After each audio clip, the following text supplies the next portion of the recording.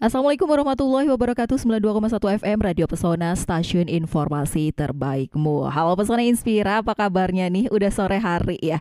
Rasanya kalau udah sore nih waktunya kita untuk bersantai ria. Dan alhamdulillah nih Pesona Inspira, hari ini sore ini kita punya segmen khusus di mana dialog interaktif kali ini kedatangan pegiat kuliner nih. Halo, selamat sore Pak. Selamat sore Mbak Valia. Iya, ini nih ada pegiat kuliner yang katanya asli Magelang. Bener nggak Pak? Ya, saya asli pakai shot di Magelang ya. Asli gitu ya Pak ya. Dan pecinta Wonosobo. Wes, pecinta Wonosobo. Oke. Ada Bapak Catur Sabto Edi. Leres nih Pak? Nggih, leres saestu Mbak Valia. Manggilnya Catur, Pak Sabto, Pak Edi atau pribun Pak? Mau dipanggil Bram juga dipanggil. Wes, Stephen boleh.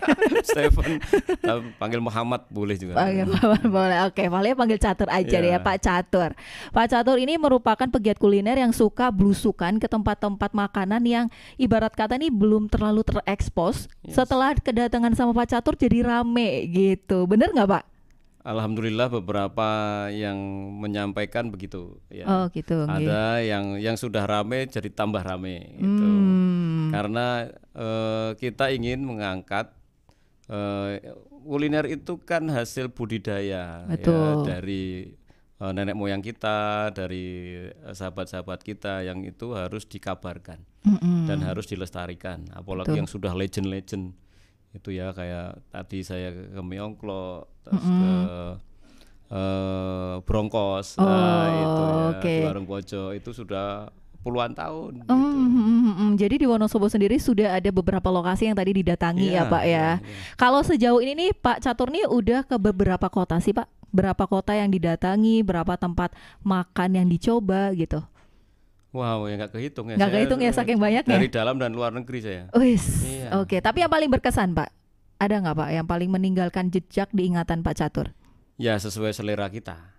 Sesuai selera kita ya.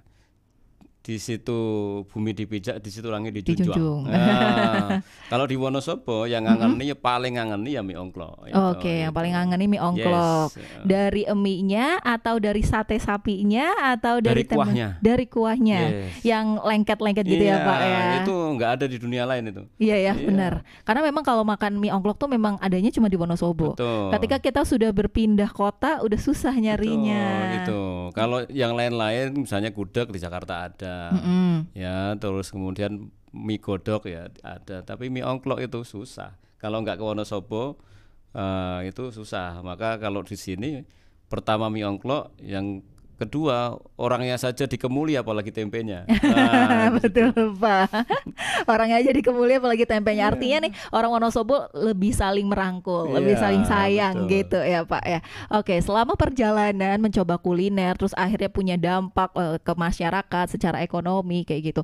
Sebenarnya di awal Pak Catur nih sebetulnya punya tujuan gak sih ketika nyoba kuliner? Memang sengaja untuk memperkenalkan atau memang awalnya cuma hobi doang Pak? Ya awalnya hobi ya. Awalnya hobi. Terus kedua tuh saya kan berpikir-pikir ya.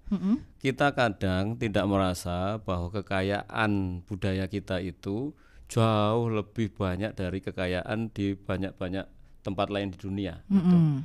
Kalau kita ke Amerika misalnya, dari timur dan New York sampai di barat di Los Angeles, makanannya itu saja. Iya. Kalau kita ke Eropa, yang dari Istanbul sampai ke Paris, ya itu makanannya ya itu saja gitu. Di mana-mana ya itu saja.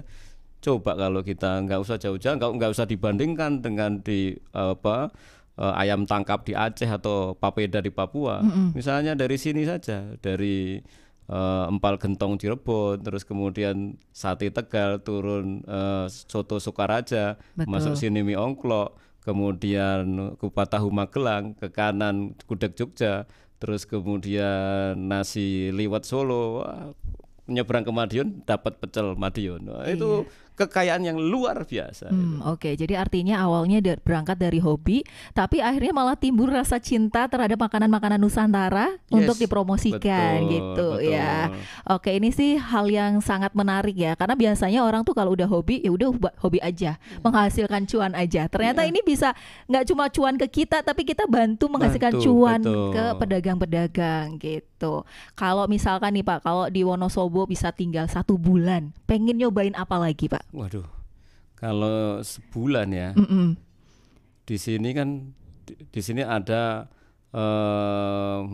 apa tadi bronkos tadi Betul. ya. Terus ada yang kayak pecel itu apa namanya di sini? Yang ijo-ijoan tuh sayur-sayuran. Satunya rujak itu apa?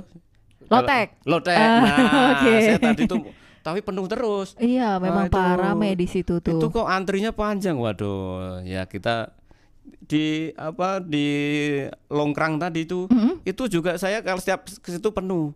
Jadi terpaksa saya cari orang dalam tadi. Oh, oke, Untuk- biar antriannya Iya, bisa cepat gitu nggak Pak? Saking pengen nyobain loteknya karena Iya. penasaran itu tadi. Memang sih di Wonosobo tuh banyak. Kalau Valia rekomendasikan ada beberapa nih Pak. Ada empal juga. Iya. Empal jangan lomboknya di Warung Sobari. Oh ya, itu ramesan ya. Iya, Nah, ramesan. itu mau ke situ juga. Betul, Mm-mm. betul. Terus ada juga nasi megono Nah, Kalianget. ya di atas ya. Ada juga soto sirandu. Oh. Terus ada juga entok Kali Kajar di Kali Ya, ya, Kajar. ya, ya, itu pernah tuh. Mm-mm. Ya. Jadi memang masih banyak lagi kuliner Wonosobo yang patut dicoba. Ya, Kalau ya. tempat wisata sendiri nih Pak, kan tadi nggak cuma nyobain kuliner, tapi suka ke beberapa tempat wisata. Itu juga banyak yang sudah dikunjungi atau gimana Pak? Ya kalau di sini ya favoritnya itu ya di Dieng ya. Favoritnya Dieng ya Pak? Dieng, di Telogo Warno, Telogo Pengilon, candinya. Itu yang dari saya kecil. Mm-mm. Mungkin Mbak Valia belum lahir itu saya ke Menjer itu sudah tahun dari 70-an itu. Wah iya, saya Iya. belum lahir bener Wah, Pak. betul itu. Saya udah diajak bapak saya ke Menjer itu. Betul. Sampai sekarang alhamdulillah masih lestari ya. Betul, masih Ya, cantik dan masih bahkan cantik. sekarang banyak objek wisata dari Telaga Menjer itu Iya, sendiri, betul, Pak. betul. Benar. Memang kalau namanya wisata itu nggak ada habisnya ya, Pak ya. Betul. Selain nggak ada habisnya juga tetap kita harus terus mempromosikan biar akhirnya terbentuk perhatian untuk melestarikan. Mm. Kalau dilihat ya, Candi Arjuna itu tidak kalah sama Machu Picchu. Machu Machu Picchu. Picchu di Peru itu. Oh, belum pernah, Nah, Pak. itu. Gimana tuh, Pak? Ya itu kan candi di atas 2000-an meter gitu Oh, ya. iya. Itu di Indonesia kan nomor 1 itu ya. Dia. Ya. Mm-mm. Di tempat lain tuh yang setara ya Machu Picchu itu. Oke. Nah, maksud saya kalau pemerintah pusat, pemerintah daerah itu bisa dibundling, Mm-mm. itu akan sangat canggih ya. Misalnya Borobudur, Dieng, Prambanan, Keraton Jogja itu dibundling. Mm-mm. Itu Jadi satu paket Jadi wisata. satu paket wisata tuh saya yakinnya itu akan banyak wisatawan asing yang belum tahu Dieng itu bakal tahu, tapi dibundling itu. Betul. Saya sudah banyak berwisata di tempat-tempat lain di dunia ya, misalnya di Irlandia. Itu kok bukan Irlandia, Skotlandia. Nah itu semua orang cuma cerita-cerita, barangnya nggak ada, tapi itu yang datang banyak. Itu pas cerita-cerita aja, cerita-cerita naik bis, cerita-cerita dari pagi sampai sore, tapi dilihat cuma legenda-legenda aja. Tapi kita ini ada legenda, ada Buktinya, utuh ya, utuh buktinya. wujudnya. Itu packagingnya di kita ini, Oke. bagaimana mengemasnya, memberikan cerita-cerita yang menambah heroiknya, itu harus dipikirkan di situ supaya dolar ini masuk sini. Betul gitu. sekali. Jadi ini salah satu bentuk saran ya dari Pak Catur, kalau misalkan kita mau lebih maju lagi mungkin bisa dibanding dalam satu paket wisata Yeah. bersamaan dengan objek wisata yang Yang memang lain. sudah lebih dulu Betul, terkenal. betul. Kemudian juga pengemasannya ketika mempromosikan tidak hanya soal sejarah tapi juga yang lain-lainnya Iya, ada gitu. cerita-cerita ditambahi bumbu-bumbu yang wah gitu. Benar. Karena di tempat lain begitu. Oh, kita ke Perancis, kita ke Inggris, kita ke Norwegia, semua banyak cerita-cerita aja. Terus di sini cerita dan ada buktinya. Gitu. Betul, artinya bukan hayalan ceritanya, Betul, memang betul. kisah nyata gitu ya Pak. Jadi semakin seru nih, apalagi ngomongin jalan-jalan. Kalau orang udah hobinya jalan-jalan, makan udah paling klop gitu ya Iya, Pak ya. betul, betul. Akhirnya nggak bisa selesai-selesai. Tapi karena ada commercial break yang harus diputar, kita break dulu sebentar ya Pak. Nanti kita Oke. kembali lagi.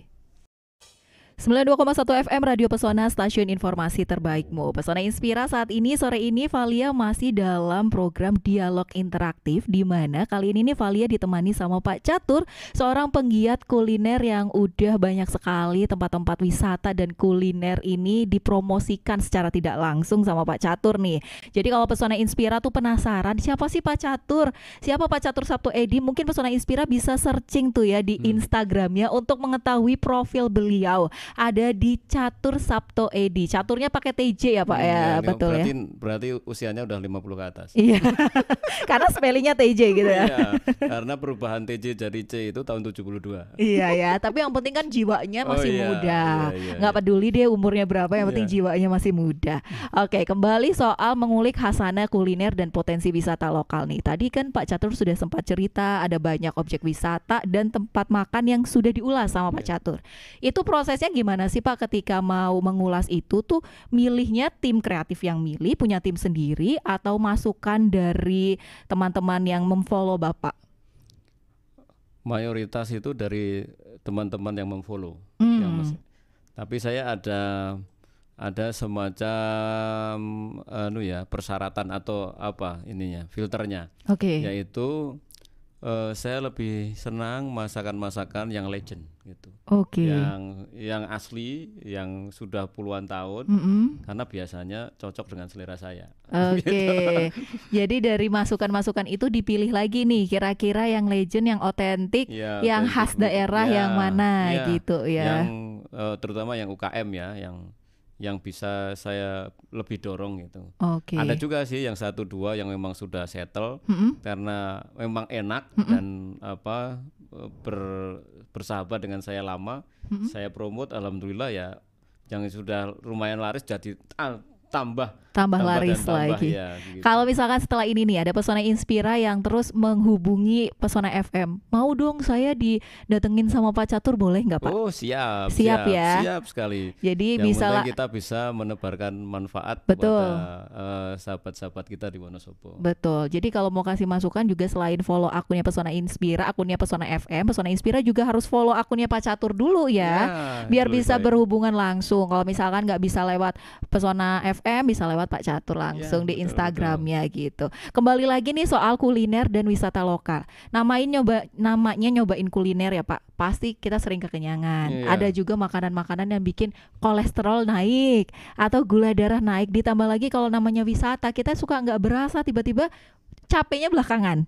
Nah, itu tips buat tetap sehat gimana tuh Pak?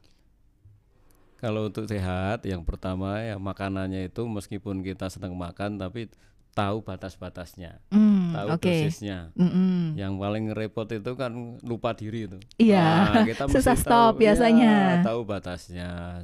Makanya kalau nasi saya misalnya itu bronkos ya nasinya dikit aja. Begitu kan, intinya itu kalau nasi di rumah banyak itu. Betul. Jadi ya mau dicoba aja nih. Ya dicoba nasinya sedikit aja. Terus kemudian ya tentu kita harus olahraga. Ya terus yang terakhir, saya sudah 7 tahun ini hampir tiap hari makan bawang hitam. Bawang hitam? Ya, black garlic. Itu tuh bawangnya bisa hitam gimana Pak? Dibakar atau gimana? Bawang putih lanang ya, yang diawetkan itu, difermentasi. Difermentasi itu ya puluhan hari lah itu. Nah itu khasiatnya itu 10 kalinya bawang putih. Gitu. Valia baru tahu nih Pak. Itu saya direkomendasikan oleh adik kelas saya profesor dari BPPT sana. Dia dari Jepang. Itu orang Jepang tuh banyak sekali mengkonsumsi itu. Bawang hitam itu. Terus membuat eksperimentasi, alhamdulillah hasilnya bagus. Nah saya direkomendasikan pertama kali dulu, WWT sekarang udah banyak ya. Itu terus ada penelitian khusus tentang itu. Itu bisa mengendalikan kolesterol, asam urat, terus pengentalan darah itu bisa itu. Gitu. Jadi tadi makan secukupnya, jangan berlebihan, tahu batas kapan kenyangnya, terus kemudian konsumsi bawang hitam. Air putihnya jangan kurang dari 2 liter. Nah itu, air putihnya jangan kurang dari 2 liter. Itu juga biasanya PR Pak. Kadang orang itu suka nggak ngitung, yang penting saya udah minum air putih. Kadang juga ada yang ngitung, saking ngitungnya jadi stres. Nah itu caranya biar tetap bisa mencukupi kebutuhan air putih gimana kalau Bapak? Apalagi kalau mobilitasnya tinggi kan suka lupa juga ya Pak ya. Gimana tuh Pak? Ya kita sebelum sholat harus minum air putih Hmm, paling paling enggak 300 mili kan, satu 300 gelas ml. penuh itu sebelum sholat. Oke, Nah, itu sholat kita ada 5 biasakan. waktu, jadi udah Iya, 1,5 liter iya. Terus yang lain sendiri. nanti setelah makan atau sebelum makan. Oh bener Begitu. juga tuh, itu cara yang efektif Pesona Inspira. Kalau untuk sholat kan pastinya nggak akan lupa tuh pas Iya, sholat. Nah sebelum sholat minum air putih iya dulu gitu. gitu. Ini bener nih. Kalau dicatat jam-jamnya suka Oh iya, kelewat itu gitu kebiasaan kan. aja, Mm-mm, betul. benar-benar. Ini cara yang mungkin bisa ditiru sama Pesona Inspira semuanya. Intinya di sini ketika kita nyobain kuliner, mau mencoba membantu mempromosikan kuliner, kita juga harus menjaga diri kita biar tetap sehat, Iya, biar makin banyak orang lagi yang terbantu. betul, Betul, Pak? betul sekali. Oke, jadi makin menarik aja ya. Ini tadi Pesona Inspira tahu nggak sih di belakang layar Valia sama Pak Catur itu bercerita tentang telaga yang mirip sama objek wisata telaga Iya, juga di iya. Wonosobo. Bisa diceritakan mungkin Pak kemiripannya atau hal-hal menarik di sana gitu Pak? Iya, saya kan sudah dari kecil ya sering ke Telaga Menjer, Telaga Pengilon, Telaga Warna itu. Mm-mm.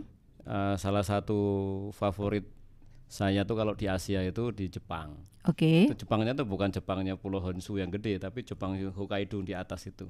oke. Itu nama anak saya aja saya ambilkan dari salah satu kota di situ, namanya Tomari itu ya. Oh, Ya, oke. waktu itu kebetulan saya tuh memang bidangnya energi dan lingkungan itu Hmm. sekolah saya.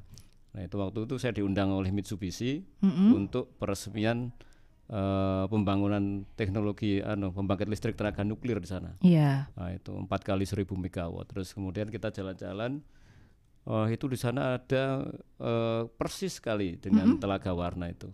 Itu yaitu namanya Blue Pond di Blue Pond Shirogane di di Hokkaido di di utara Hokkaido. sana. Jepang paling utara gitu. Oke. Itu mirip dan itu pengunjungnya tuh dari seluruh dunia dan di dekat dekat situ maka ada perkebunan bunga lavender. Perkebunan bunga Itu cantik lavender. sekali kalau bulan Juli itu Heeh. mereka cantik sekali. eh apa Ya kelihatan biru ungu Mm-mm, mm-mm, gitu. mm-mm. Pikiran saya, oh yang model begini nih kalau di Wonosobo gampang dong kalau gini.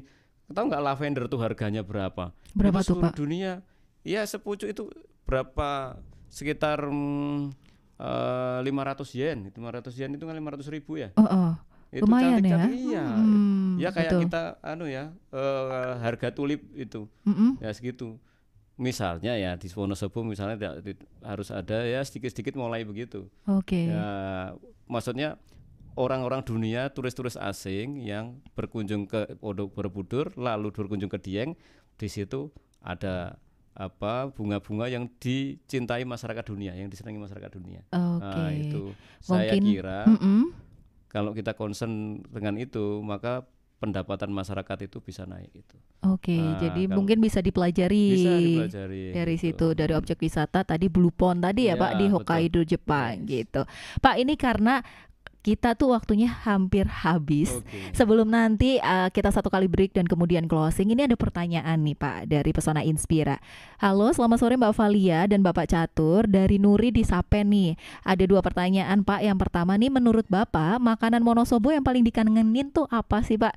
Terus yang kedua, bagaimana tips dari Pak Catur untuk pelaku kuliner jadul atau legend untuk mempertahankan eksistensinya dan kekhasannya biar nggak kalah dari kuliner kekinian, karena memang saat ini kan banyak banget makanan-makanan yang kayaknya ini serapan-serapan dari makanan-makanan luar, dari makanan-makanan luar negeri gitu. Terus gimana sih caranya mempertahankan Pak biar eksistensi makanan legend ini tetap ada gitu? Yang pertama tadi apa? Yang pertama, makanan yang paling Oh dikangenin iya, di ya Wonosobo. kalau di Wonosobo ya indispensable-nya itu mie ongklok ya, Mie ya mie ongklok, ongklok yang betul. paling dikangeni itu. Terus kalau bagaimana mempertahankan yang legend itu, ya sekarang memang harus banyak-banyak. Yang pertama ya, banyak-banyak untuk disiarkan gitu. Makanya saya Mm-mm. itu membantu ini untuk mensiarkan makanan-makanan legend itu. Terus yang kedua, ya perlu packaging yang baru gitu. Mm-mm. Ya, orang itu sekarang butuh lebih bersih, butuh lebih Betul. rapi Betul. gitu. Ya dipandang itu cantik lah gitu. Oke. Makanannya legend enak, tapi mungkin dari sisi-sisi packagingnya itu bisa di upgrade gitu. Oke, jadi kalau saran dari Pak Catur ini, selain dipromosikan terus-menerus, jangan lelah mempromosikan, juga diperhatikan tampilannya, Ya betul gitu. betul. Jangan sampai kalah soal Iya. kebersihannya, kemasannya, Mm-mm. dan juga otomatis higienitasnya ya, Pak Iya ya. betul. Oke, Kalau rasa kan sudah nggak ada lawan gitu. betul. Saya pernah ya dijamu oleh Ratu Denmark gitu. Mm-mm. Ratu Burati itu makan. Tapi perasaan saya, wah ini masih enak nih kupat tahu Magelang ini. Karena beda lidah ya, Pak Iya ya. benar. Ya begitu kira-kira. Iya, memang kalau kita sebagai orang yang cinta Indonesia tuh biar gimana pun mau pergi sejauh apapun ya lidahnya tetap cocoknya makanan Oh Indonesia iya ya, Pak ya. betul itu betul sekali. Oke, semakin seru aja ya Pesona Inspira, tapi nggak sadar kalau kita tuh waktunya tinggal dikit lagi. Jadi nanti kita akan kembali untuk closing statement Pesona Inspira. Tetap stay dulu sebentar ya. Nanti kita akan kembali lagi setelah satu iklan berikut ini.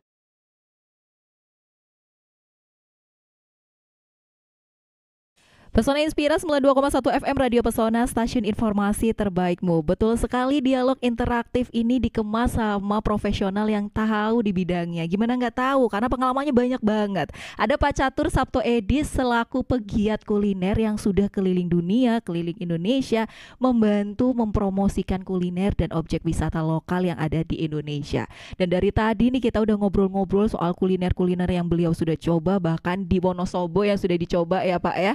Dan ternyata nggak terasa tinggal 5 menit lagi. Bahkan sebetulnya ini udah out of time nih.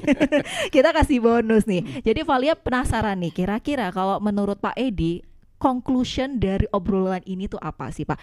Sebetulnya alasan kita menjaga khasanah kuliner dan potensi wisata lokal tuh apa Pak gitu?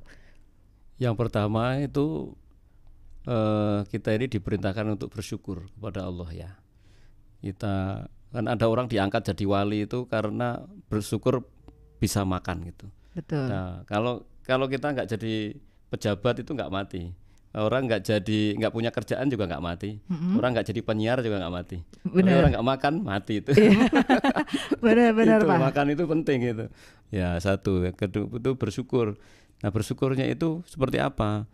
Kita itu harus mengerti ya, kita ini ayam, kita ini elang, kita ini apa, sehingga kita ini dalam bertindak itu harus pas dengan jati diri kita. Nah, kita itu bangsa yang sangat kaya, budayanya sangat kaya. Kita ini bangsa hebat gitu. Nah, maka melalui makanan itu kita bisa melihat bahwa budaya kita ini budaya unggul. Saya tadi udah mencontohkan Amerika aja makanan cuma itu saja. Eropa makannya itu saja. Coba kita ke Sydney sampai ke Perth yang di barat sana, makanannya juga itu saja. Tetapi kita jangankan keliling Indonesia, keliling Jawa Tengah aja makanannya udah banyak banget. Benar. Itu perlu kita syukuri. Jangan sampai makanan-makanan luar itu masuk, terus anak cucu kita ini tidak mengerti, tidak melestarikan budaya kita. Dalam rangka budaya itu wujud bersyukur kita kepada Allah.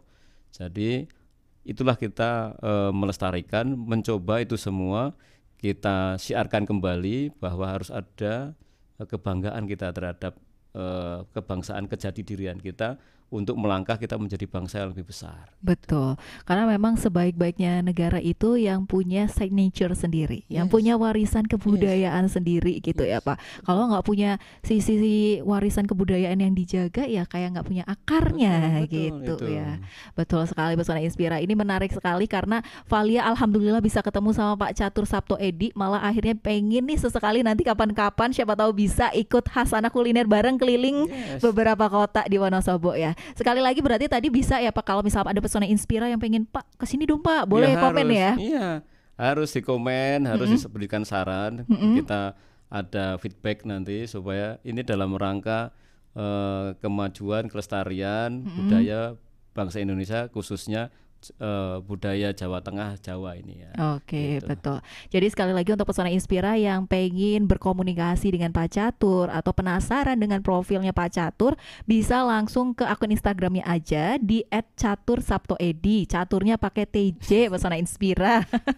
Jangan lupa deh. Oke, karena sudah jam 4 lewat nih, mau Ya. nggak mau Valia mau ngucapin terima kasih banyak untuk Pak Catur yang sudah hadir di ruang siaran Radio Pesona FM. Terima kasih kembali Mbak Valia, para pendengar Radio Pesona FM yang hebat-hebat, yang mencintai Wonosobo dan mencintai budaya kita. Betul sekali, dan terima kasih banyak juga ya untuk Pesona Inspira semua yang dari tadi sudah menyimak, bahkan mungkin kekurangan waktu untuk bertanya karena memang waktunya sedikit sekali. Nanti kapan-kapan kita undang Pak Catur lagi deh ya. Terima kasih banyak. Akhir kata saya Valia mengucapkan wassalamualaikum warahmatullahi wabarakatuh. Waalaikumsalam.